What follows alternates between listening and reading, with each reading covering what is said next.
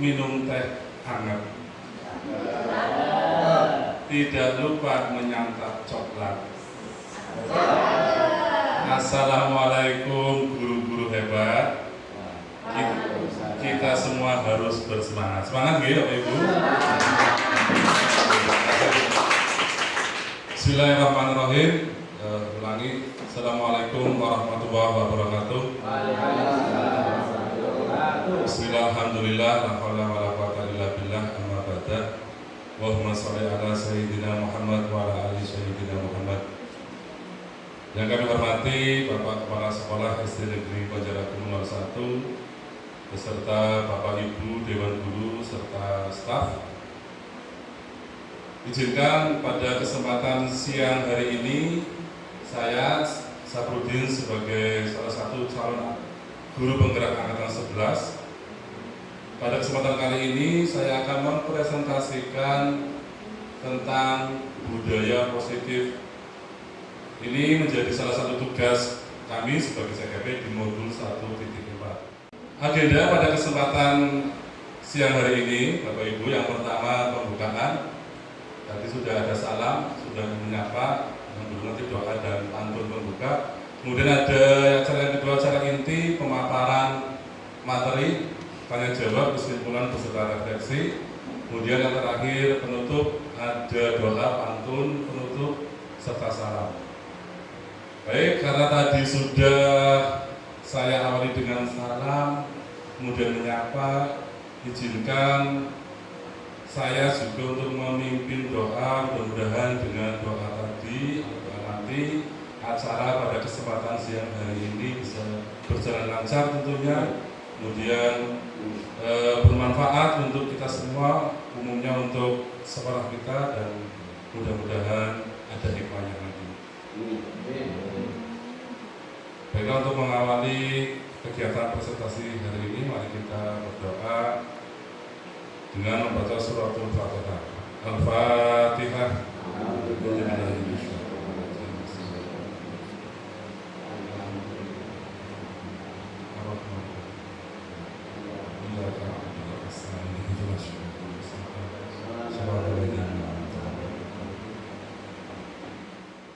Ada dua pantun pembuka Bapak Ibu. Nanti kalau saya berpantun seperti biasa, Bapak Ibu boleh cakep, boleh cantik ya. Jalan-jalan ke Mangga 2, tidak lupa membeli pasta. Selamat datang rekan-rekan semua. Mari kita mulai presentasi dengan bahagia. Bahagia gimana?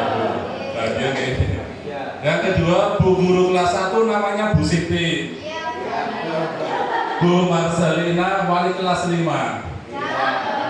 Izinkan saya melakukan presentasi, semoga bermanfaat untuk kita semua.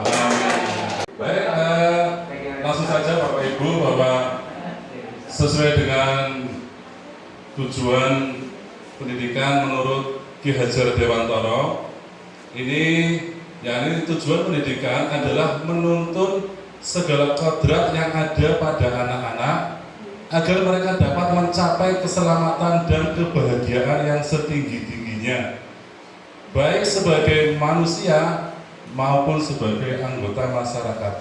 Yang bisa mendengar bahwa menurut Ki Hajar Dewantara, setiap anak atau setiap murid sudah membawa potensi bakatnya masing-masing. Kita sebagai guru hanya bisa menuntun. Kalau bahasa kerennya sekarang itu fasilitator. Ya. Anak yang sudah punya dasar yang baik, kita tingkatkan yang baik. Kita melihatnya seperti itu. Selanjutnya, pada kesempatan kali ini, saya tadi judulnya budaya positif. Ini adalah budaya positif di sekolah, yaitu nilai dan kebiasaan di sekolah yang berpihak pada murid agar mereka dapat berkembang menjadi pribadi yang kritis, penuh hormat, dan bertanggung jawab sesuai dengan profil pelajar Pancasila. Ini pasti Bapak Ibu sudah sering mendengar budaya positif ya. Apalagi di PMN juga ada disiplin positif. Ini hampir sama. Pada intinya budaya positif itu kebiasaan-kebiasaan. Ini kalau kita merefleksi diri, SD kita sudah punya kebiasaan yang baik. Contohnya setiap Jumat kita melaksanakan senam pagi itu kebiasaan, budaya positif. Kemudian konsep utama budaya positif ini di modul 1.4 ada 7 Bapak Ibu. Yang pertama perubahan paradigma belajar, disiplin positif. Yang ketiga kebutuhan dasar manusia. Yang keempat motivasi perilaku manusia. Yang kelima restitusi atau posisi kontrol guru. Yang keenam keyakinan kelas. Yang ketujuh segitiga restitusi. Untuk yang pertama tentang perubahan paradigma belajar. Di sini dalam membangun budaya positif, sekolah dapat menyediakan lingkungan yang positif tentunya, yang aman, nyaman, agar siswa mampu berpikir, bertindak, dan mencipta dengan merdeka, mandiri, dan bertanggung jawab. Disiplin sangat berkaitan dengan kontrol guru terhadap siswa. Ini perubahan paradigma belajar, artinya yang pertama untuk menerapkan sebuah budaya positif, yang pertama lingkungannya dulu, sekolahnya ya, sekolahnya diberikan kenyamanan terlebih dahulu, minimal aman lah dari bencana. Ini ada contoh, ada sebuah tentang paradigma baru di modul. Anda dan teman Anda melakukan kegiatan cobalah buka. Anda adalah tugas Anda adalah mengepalkan salah satu tangan Anda. Ya, coba Bapak Ibu mengepalkan tangan kanan boleh, tangan kiri boleh. Coba Anda bayangkan bahwa Anda menyimpan sesuatu yang sangat berharga di genggaman tangan Bapak Ibu. Kemudian Anda perlu menjaga benda tersebut sekuat tenaga agar atau karena begitu pentingnya untuk kehidupan Anda. Nah, sekarang tugas Bapak Ibu sebelahnya mencoba dengan segala cara untuk membuka kepalan tangan Anda. Tangan Anda boleh bisa membujuk, mengintimidasi, memarahi, menggoda, menghadap, menggelitik, bahkan menawari Anda beberapa uang agar bersedia membuka kepala tangan Anda. Ini contoh saja. Bisa benar semua Bapak Ibu. Kalau dengan merasa saya perlu membuka karena saya sudah percaya dengan teman ini, walaupun tidak perlu menghadirkan yang lain, karena saya sudah percaya, maka saya akan beritahu. Bisa jadi ini rahasia keluarga, rahasia yang memang tidak perlu sama sekali berusaha, kan mau tidak mau, biar bagaimanapun kita harus selalu menyimpan. Perubahan paradigma belajar, ini menurut Dr. William Glasser, ini ada ilusi kontrol, ilusi guru mengontrol murid. Ini ilusi guru itu sebenarnya tidak bisa mengontrol murid. Ya, harapannya dengan budaya positif nanti, ya, murid itu tidak perlu guru tidak perlu mengontrol. Kemudian ilusi bahwa semua penguatan positif efektif dan bermanfaat. Tidak semua pemberian, Bapak Ibu pasti pernah pemberian hadiah, ya, penghargaan. Tidak semua penghargaan pemberian itu akan membuat efektif. Ternyata seperti itu. Setelah saya pahami, pada awalnya anak-anak semangat sekali kalau kita memberikan hadiah, itu tepukan. Kemudian ilusi bahwa kritik dan membuat orang merasa bersalah dapat menguatkan karakter. Ini kita. Kemudian ilusi bahwa orang dewasa memiliki hak untuk memaksa itu seperti kita peraturan. Ya, ternyata ilusi kita memaksa anak-anak berangkat pagi ini itu ya. Apa sih yang dimaksud disiplin? Disiplin kalau dari bahasa Latin ini disiplina yang artinya belajar. Maka di kelas setelah ini Bapak Ibu menanyakan ke muridnya, kenapa kamu pakai sepatu? Jawabannya pasti bukan. Ya, nanti kalau nggak pakai sepatu saya dimarahi. Pasti seperti itu. Padahal gini Bapak Ibu, pakai di sini. Bapak Ibu tuh berangkat dari rumah, ini namanya ke Mas Haji. Pak Haji dari sini ke rumah pakai apa Pak Haji? Sepeda motor, pakai helm atau tidak? Pakai helm. Kenapa pakai helm Pak Haji? Kira-kira biar apa? Padahal tidak. Kenapa pakai helm? Kenapa? Keselamatan kan, itu kan karena kita mau dari biar selamat, bukan karena takut dirazia, tahu peraturan atau karena takut ditilang. Kita sudah sadar lah itu.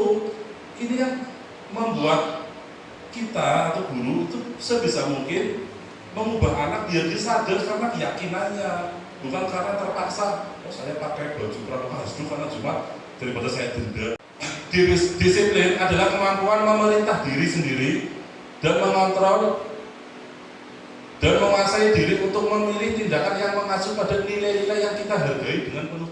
Saya membuang sampah itu karena kalau saya tidak buang sampah pada tempatnya, pasti akan kotor, tidak sehat, penyakit. Tapi selama ini pasti dia atau murid sibuk akan membuang sampah, orang ada gurunya kan seperti itu ya. Ini memang ini masih kita buat PR semua. Ternyata maka disiplin itu sangat dalam sekali itu. Ya Pak. Lanjut, yang ketiga tentang kebutuhan dasar tadi dari konsep. Ini Bapak Ibu, ternyata anak-anak yang kita temui apabila dia katakanlah spesial, dia cenderung di kelas ada yang sukanya tidur, ada yang sukanya bercanda, ada yang sukanya jahil dan lain-lain.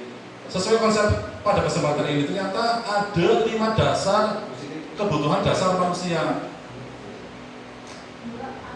Kebutuhan setiap orang berbeda-beda, kita harus memahami pandangan orang lain tentang dunia. Setiap orang memiliki gambar yang berbeda. Ini yang pertama, cinta kasih. Tidak semua, kadang-kadang murid itu di kelas berisik sebenarnya dia butuh kasih sayang. Tidak semua dia jelek seperti itu. Kadang-kadang juga dia ingin merasa dia senang. Kalau jahil itu dia senang, dia merasa kesenangan saja, atau dia merasa pengen bebas atau kebebasan.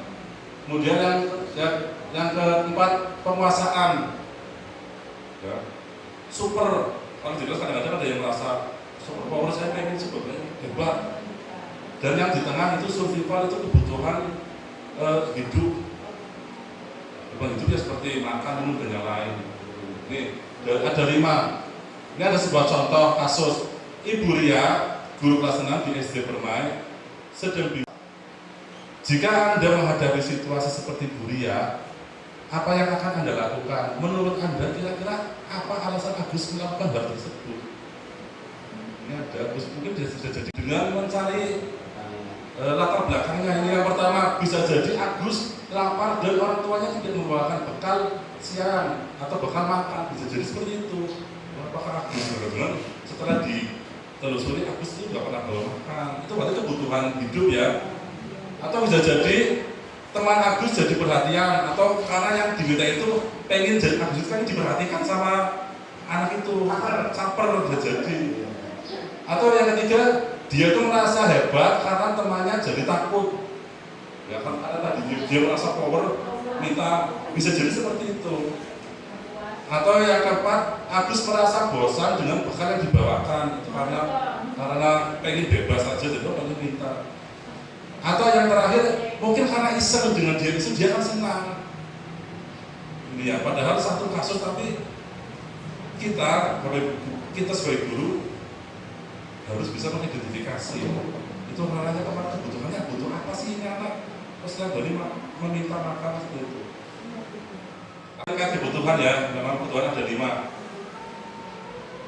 Kemudian ini juga ada perbedaan tentang antara hukuman dan sanksi atau konsekuensi. Hukuman dan konsekuensi itu berbeda Bapak Ibu. Ya, biasanya hukuman itu ujuk-ujuk, pokoknya kalau lagi dihukum tidak ada apa-apa dihukum. Kalau konsekuensi biasanya sudah ada peraturannya, tapi dia melanggar itu konsekuensi. Ini di sini ada contohnya ini. Iva kurang menguasai pelajaran matematika, sehingga pada saat pelajaran tersebut berlangsung dia lebih banyak berdiam. Ini apakah Anda setuju dengan tindakan Pak Seno terhadap Iva ini Bapak Ibu?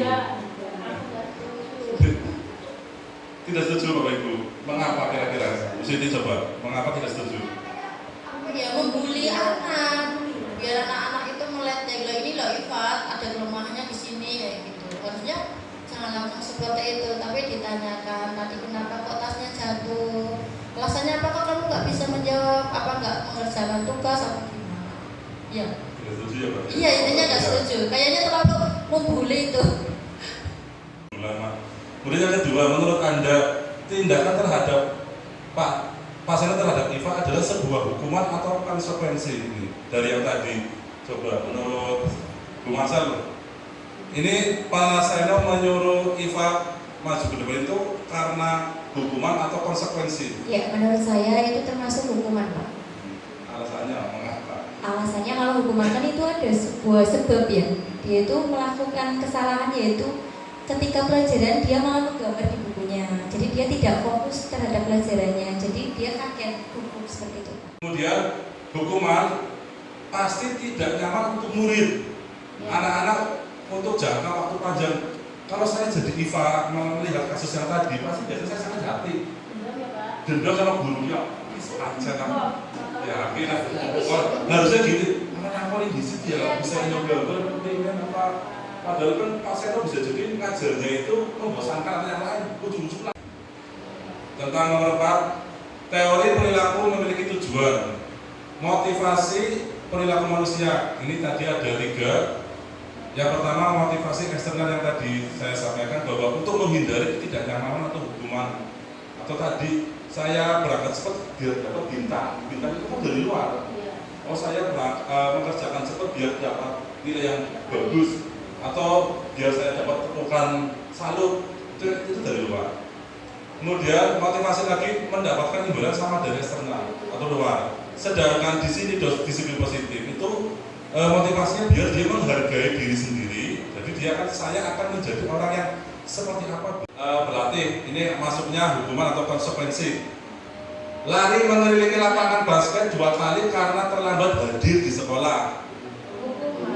Hukuman. Yang 2, membersihkan coretan yang dibuat di meja tulis.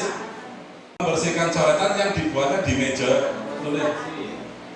Konsekuensi hukuman atau konsekuensi. Murid diminta untuk push up 15 kali. Menggantikan kertas tugas teman yang telah dicoret. Konsekuensi. Berjemur di lapangan basket pada jam 12 siang. Murid diminta keterangannya sesuai peraturan sekolah. Berdiri di depan sambil mengangkat kaki karena tidak bisa menjawab. Hukuman. Kalau konsekuensi harusnya kenapa? Karena hukuman dan konsekuensi. Yang kelima, ini dari 7 konsep, ada yang namanya restitusi atau dalam hal ini posisi kontrol guru ini. Bapak Ibu guru nanti kita bisa merefleksi. Selama ini Bapak Ibu guru itu posisi kontrolnya di bagian mana? Ataukah yang pertama sebagai penghukum yang kayak tadi menghukum? Apa selama ini Bapak Ibu sebagai penghukum atau pembuat merasa bersalah? Atau selama ini Bapak Ibu berkontrol sebagai teman terhadap siswanya atau sebagai pemantau? Dan yang terakhir manajer. Kalau penghukum jelas tadi menghukum. Ya. Coba kita merefleksikan ya. Nih, ini posisi kontrol. Kalau yang dia membuat merasa bersalah, dia akan mengambil seperti ini. Saya sangat kecewa sekali dengan kamu. Maksudnya biar anak itu merasa dia bersalah. Kamu kan anak pintar sih aslinya. Dengan ini sampai aja kayak gini. Maksudnya biar dia merasa bersalah. Ya. Itu nanti setelah sedikit paham tentang budaya positif Bapak Ibu, nanti posisinya sebagai manajer Bapak Ibu. Memanage bukan lagi menjadi penghukum. Karena apa? Di dalam manajer nanti Bapak Ibu pasti akan menjadi teman, pasti akan menjadi pemantau. Dia tidak akan menghukum kalau di manajer. Ini ada sebuah kasus. Pada hari Senin, Pak Harun tidak masuk sekolah. Pak Harun merupakan guru matematika. Saat itu sebuah kasus yang tadi saya bacakan, kira-kira gurunya di posisi sebagai apa itu?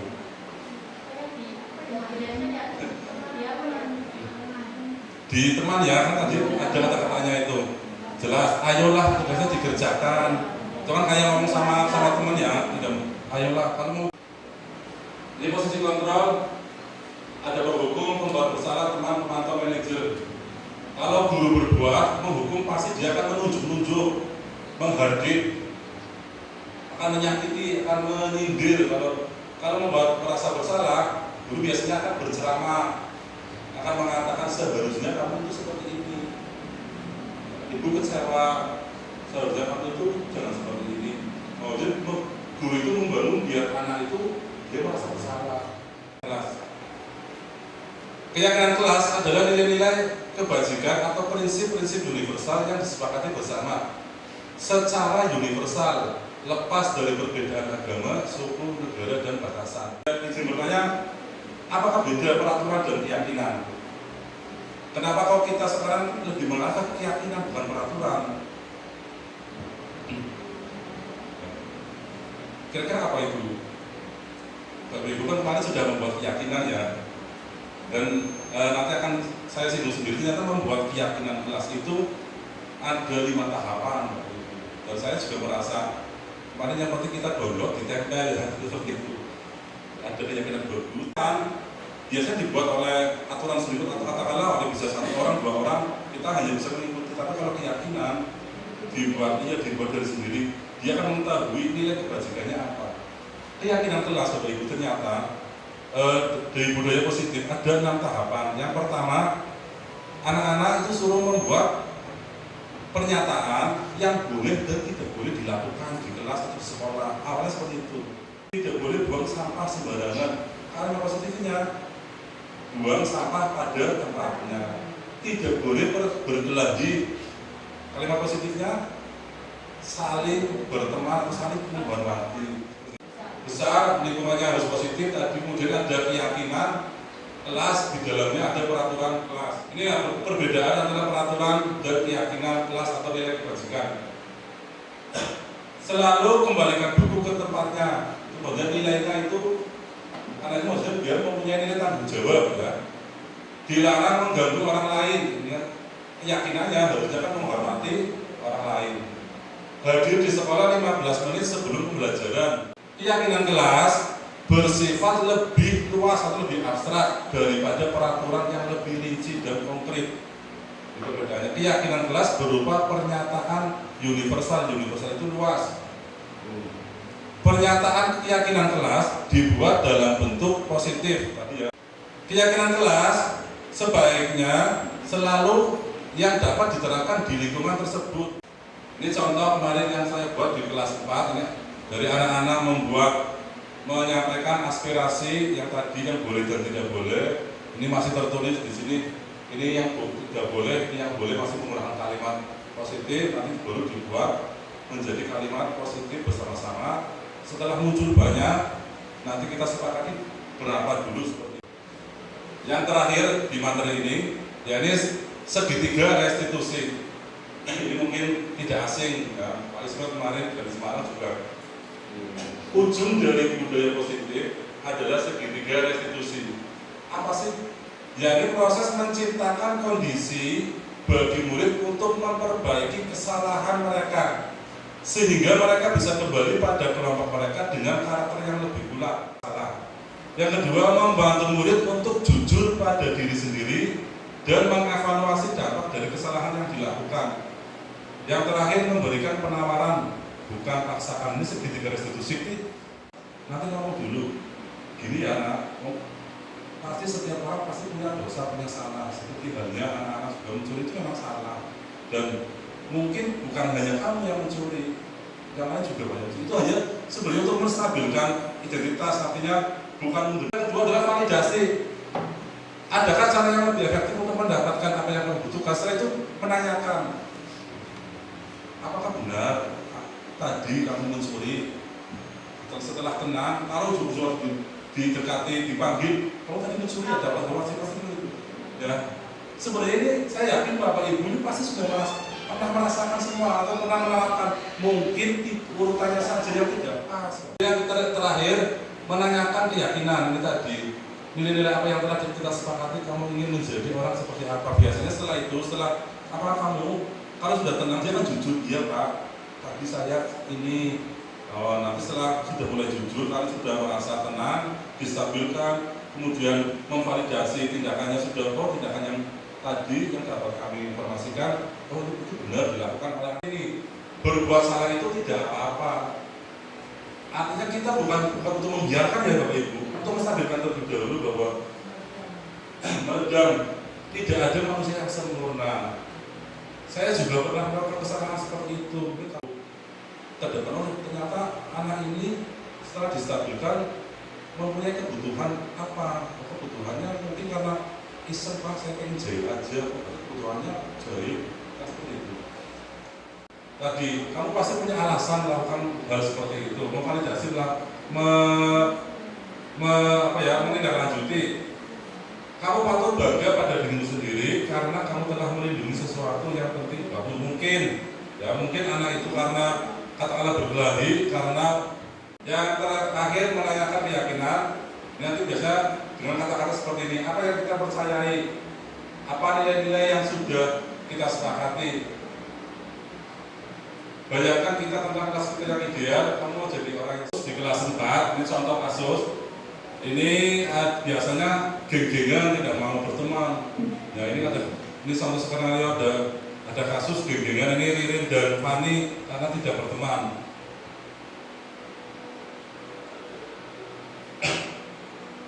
Ini kan tidak langsung saya menanyakan itu ya. Pertama kita balik dulu lah biar lebih tenang.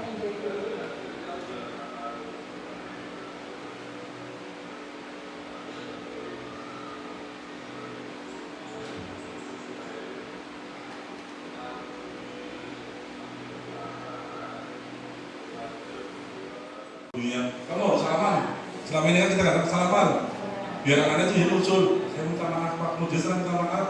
Saya tidak akan mengulangi lagi Pak. Karena seperti tinggi diri saya gitu. Ini nggak ngabet tadi enggak. Benar gitu. Gimana modelnya jadi gimana ngajarnya tadi? Nilainya berapa nih sih? 60. Lah kamu nilainya berapa? Terus kamu tadi ngomongnya gimana kalau ini? Ngajarnya gimana tadi? Ngomongnya udah banget. Terus apa lagi? Dibaca, nggak ada yang lain. Nah, tadi beliau nangis berarti omongan Mas Sulaiman menyakiti hati. identitasnya menanyakan kalau dia nakal, wajar lah kamu nakal nggak apa-apa kok. Ngomong nakal lagi laki-laki biasanya rata-rata nakal. Kemudian setelah itu baru memvalidasi. Apakah benar kamu tadi nakal seperti ini? Biar dia mengakui, oh iya Pak, saya seperti ini yang ditanyakan. Ini apa sih? Biar kita tahu kebutuhan anak itu nakal apa. Ya seperti itu. Setelah itu baru menanyakan keyakinan kelasnya apa sih, yang baik apa. Ya harapannya seperti itu. Saya yakin Bapak Ibu pasti sudah melakukan. Sisi tanya jawab apa Bapak Ibu, barangkali ada yang perlu dikonfirmasi atau tanya jawab terkait dengan materi pada siang hari ini. Tadi ada berapa ya? Ada 7 ya. Bahan dasar tadi ada 5 gitu. Masih ingat Bu? Kasih sayang, kebebasan, ya, kemudian bertahan hidup, ya, kesenangan. Kemudian posisi motivasinya ada berapa Bu? Kalau ada 2, eksternal dan eksternal itu pemberian dan pemberian penghargaan. Ini ternyata pemberian penghargaan bagus, tapi mungkin dalam jangka pendek. Tapi terlalu memberikan penghargaan terus-menerus, nanti anak membuat kecenderungan kalau nggak dikasih hadiah, dia pasti ada hadiahnya, males seperti itu. Bersama kemudian diyakini dijalani bersama di kelas gitu. Kemudian segitiga restitusi yang tadi, apabila menemukan kasus, sebisa mungkin kita menerapkan segitiga restitusi dengan berapa tahapan ya Bapak Ibu? Tiga tahapan ya, Pak. Menstabilkan, kemudian validasi tindakan, yang terakhir mudah-mudahan bahwa ini saya sampaikan kesimpulan bahwa budaya positif ini merupakan perwujudan dari nilai-nilai atau keyakinan yang universal yang diterapkan di sekolah. Budaya positif di sekolah tidak dapat diciptakan secara instan Bapak Ibu. Dalam penerapan budaya positif di sekolah diperlukan tuntunan dan tauladan. Tuntunan dan tauladan ini berarti kita ke arah kita sebagai guru harus menjadi suri tauladan untuk contoh bagi murid-muridnya. Guru harus menjadi contoh yang baik, ya, bukan menyuruh mengambil sampah, tapi kita di depan anak-anak kita memberi contoh, ini diambil sampah, nanti baru mengajak, ayo ambil sampah, seperti itu. Kebiasaan-kebiasaan yang kurang baik, harapannya setelah ini mudah-mudahan bisa setelah memahami budaya positif, apalagi tugas guru yang menuntun, apalagi menjadi suri tauladan, mudah-mudahan kelak ya anak-anak kita menjadi yang lebih baik. Sekarang saya minta pendapat, ada 4 pertanyaan. Yang pertama, refleksi bagaimana perasaan Bapak Ibu setelah mengikuti kegiatan ini yang besar ini? Silakan. Perasaannya saja, perasaannya senang atau sedih ya, setelah mengikuti presentasi ini? Menurut saya perasaan saya senang ya, banyak ilmu yang saya dapat dari Pak Saprudin, terus banyak mengetahui tahapan-tahapan tentang anak seperti apa kalau punya masalah. Seperti itu, Pak. Senang ya Bu? Senang sekali. Alhamdulillah, mudah-mudahan. Kemudian yang kedua, apa hal Bisa mengetahui bagaimana cara untuk bisa mengatasi suatu permasalahan terhadap siswa yang kurang baik dan bisa mendisiplinkan siswa itu. luar biasa? Tepuk tangan dong. Ini saya minta yang laki-laki ini. Adakah hal baru yang Bapak Ibu dapatkan dari kegiatan ini? Ada yang baru apa tidak? Dari apa yang tadi saya paparkan kegiatan ini. Menurut saya hal yang baru di sini dari Pak Saprudin sebagai calon guru penggerak itu, kalau kemarin saya di Semarang itu kan baru sebatas teori ya. Tapi kalau di sini sudah mempraktekkan, tadi ada 2 skenario. Itu menurut saya sudah sangat menggambarkan bagaimana cara penerapan segitiga restitusi seperti apa sih, dan ini bagi saya itu hal yang baru karena pas pelatihan di Semarang hanya sebatas teori, dan ini ternyata prakteknya seperti ini dan cukup bagus lah untuk pengetahuan kita ya, biar nantinya misalkan ada permasalahan apa di kelas, jadi kita bisa menggalinya secara langsung, bukan langsung marah-marah di kelas misalkan seperti itu. Tapi kan ya kita sebagai guru kadang ya melakukan hal yang hilaf atau manusiawi langsung marah-marah. Tapi memang harusnya lebih baik seperti itu karena privasi anak itu jadi lebih terjaga. Dengan adanya saya seperti ini, mudah-mudahan Bapak Ibu yang lain juga merasa tergerak nih Pak. Seperti itu, tergerak dulu ya. Tergerak, bergerak, menggerakkan. Tergerak dulu, mudah-mudahan setelah saya jadi tergerak, oh iya ya, mendapatkan benar Bapak Ibu. Ilmunya ternyata banyak ilmu yang saya dapatkan dari di luar KMM ataupun juga dari yang lain. Ini memang apalagi filosofi Ki Hajar Dewantara ini setelah belajar di guru penggerak sangat mengena bagi. Karena saya tadi harapannya setelah ini saya jadi tergerak ingin mendaftar calon guru penggerak, setelahnya ke sana. Mudah-mudahan ini bertahap ya. Mudah-mudahan bertahap. Terima kasih atas partisipasinya Bapak Ibu yang telah mendukung kami di program guru penggerak angkatan 11. Ini hanya sedikit ilmu. Kalau kurang puas, ya boleh nanti dalam waktu hari lain kita sharing-sharing. Karena tidak mungkin 6 modul dalam 1 jam seperti itu. Mudah-mudahan apa yang disampaikan bermanfaat. Mari kita tutup dengan kegiatan ini dengan hamdalah bersama-sama. Pantun penutup ya, tadi karena sudah dibuka sama pantun pembuka, harusnya sih ada pantun penutup. Ya. Biji selasih beli di toko basah, dibuat es enak rasanya. Terima kasih hadirin semua sudah berkenan mendengar saya. Terima kasih Bapak Ibu. Yang kedua, biru laut seperti kolam, Pak Ismet pandai menyelam. Dari lubuk hati yang paling dalam, saya tutup presentasi dengan salam. Assalamualaikum warahmatullahi wabarakatuh. Terima kasih Bapak Ibu.